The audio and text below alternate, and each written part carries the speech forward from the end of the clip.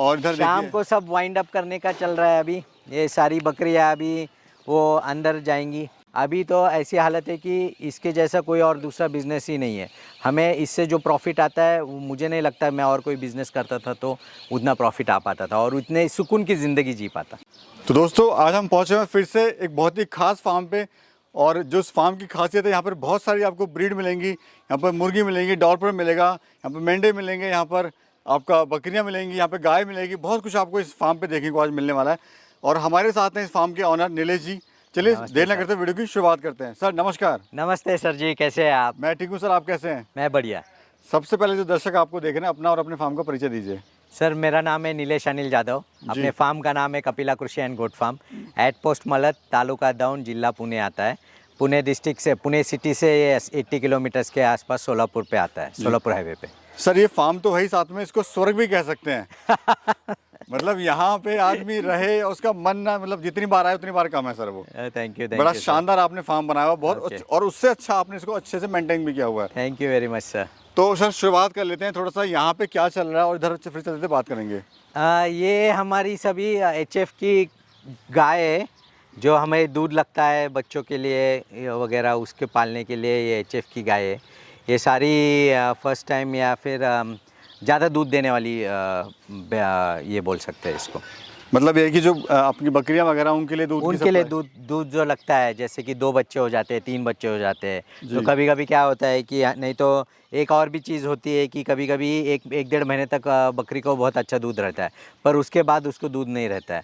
तो बच्चे 1 1.5 महीने तो बहुत अच्छे दिखते हैं, फिर उसके बाद ख़राब होने लगते हैं, तो उनको हम एक्स्ट्रा दूध ये गाय का पिलाते हैं। तो उसके वजह से उनका कैल्शियम न्यूट्रिशन लेवल स्टेबल हो जाती है। नीली जी, आपकी जॉब काफ़ी हाई प्रोफाइल थी, वाइट कॉलर आपकी जॉब थी। हाँ जी। क्या ये सपना था आपका सर गांव में आके बकरी पालन करना है, या खेती बाड़ी करनी है, या गाय पालनी है, या फिर मतलब एक समय के साथ साथ इंसान में बदलाव आता है तो उस हिसाब से ज़रूरत भी उसकी महसूस होती है? नहीं, कैसे था कि बचपन में भी मैं सिटी में रहता था, तो जब भी छुट्टी आ जाती थी, जैसे कि अपना दिवाली आ गई या फिर समर की छुट्टी आ गई, तो हम गांव गांव भागते थे। गांव आ गए, फिर बकरियों को चारा डालो, गाय को चारा डालो, उसके लिए चारा तोड़ के लाओ, ये सब बचपन से ही हम करते थे। तो उसकी वजह से बचपन से ही हमको इसका थोड़ा थोड़ा सा ये था कि हमें बकरी पालन करना है, गाय पालन करना है वगैरह वगैरह।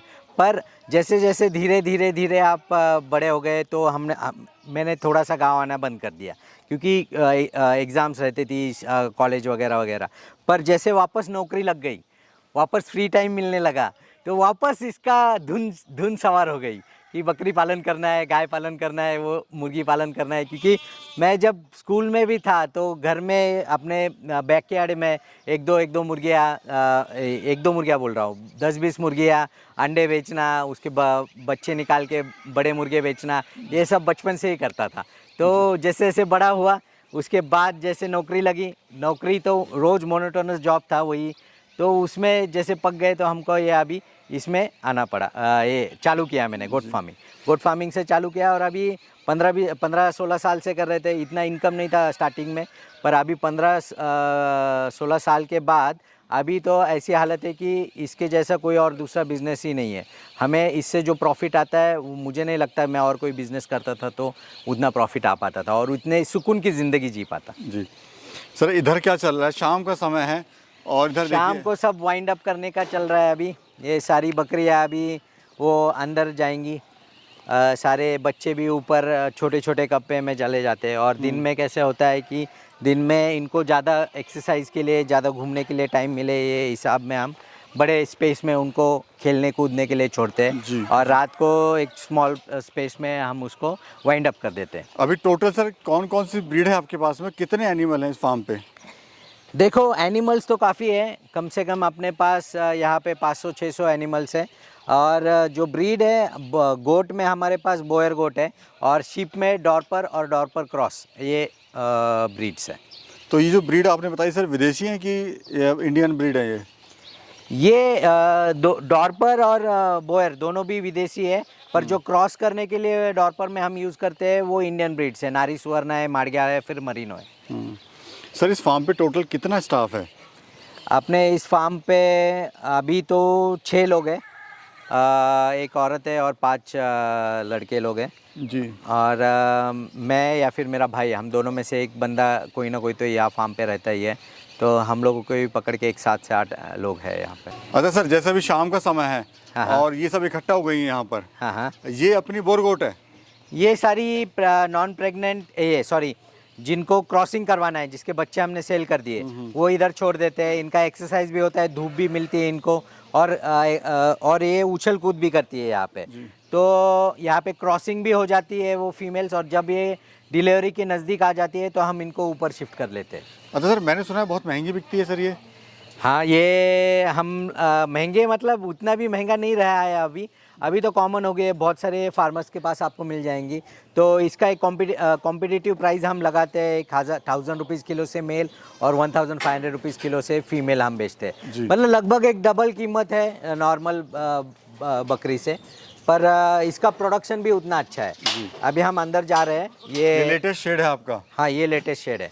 यहाँ पे सभी ब्रीडिंग स्टॉक है, मतलब ये सारी फीमेल्स जो रहती है ये डिलीवरी की हुई है, और इनके बच्चे जो है वो ऐसे ऐसे छोटे छोटे पैंस में हमने रखे। जैसे यहाँ पे आप देखेंगे, इधर 10-12 बच्चे हैं, इधर 10-12 बच्चे हैं। ये इनको ठंड से बचाने के लिए हमने ये 10-12 बच्चे रखे। इधर ये हीटर भी चालू करते हैं रात को ठंड ना लगे।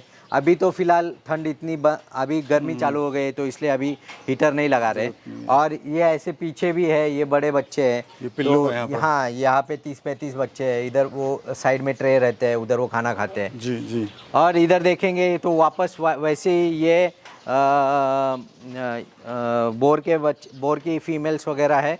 और उधर जाएंगे तो 2-3 जो बाड़े हैं वो डॉर्पर के हैं। जी जी। अच्छा सर, ये अब मुझे बताइए, आप इससे प्रॉफिट कितना ले लेते हैं इस ऑल ओवर फार्म से? ऑल ओवर फार्म से सर कैसा है कि इसमें डिपेंड करता है, कभी कभी ज़्यादा होता है, कोई कोई महीने में कम होता है। और ऑन एवरेज देखेंगे तो 10 से 15 लाख के आसपास हमारा इसका नेट इनकम, ग्रॉस इनकम है। और नेट इनकम हमारा हर महीने का कॉस्ट जो है वो तो फिक्स है, 4 से 5 लाख रुपए हमारा इस पे खर्चा हो जाता है ये फार्म पे। सर, आपके पास एक ऐसी ब्रीड भी है जो ट्विंस बच्चे देती है? हाँ, हाँ, वो भी सर देखना चाहेंगे हम। ये बोयर भी ट्विंस देती है। शीप में जो मेरी खासियत है, शीप में जो डॉर्पर है वो अपने को 2 बच्चे देने वाली ये है, और उसमें 70-80% अपने को ट्विंस मिलता है। ये आपका ऑफिस वगैरह सर इस तरह का? हाँ, ये रिकॉर्ड ऑफिस है। मेंटेन वगैरह करते हैं? हाँ, ये रिकॉर्ड मेंटेन करते हैं। मतलब कुल मिला के सर ये है कि यहाँ तक पहुँचना जितना लगता है हमें आसान है, उतना आसान है नहीं। हाँ जी, हाँ जी, हाँ जी। मतलब बहुत कुछ अभी आपने यहाँ struggle पे किया है। ये सारे ब्रीडिंग मेल्स है हम जो सेल के लिए रखते हैं। और उस साइड को आप देखेंगे तो उधर 35-40 फीमेल्स है जो सेलेबल फीमेल्स है। वो 3 महीने से लेके 8 महीने के आसपास रहेंगी।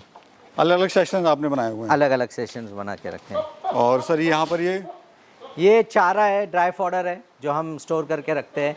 वो साल भर ये चलता है, जैसे जैसे ख़त्म होता है वैसे वैसे हम इसको यूज़ करते हैं। जी, ये ट्रैक्टर हो गया आपका? ये ट्रैक्टर हो गया।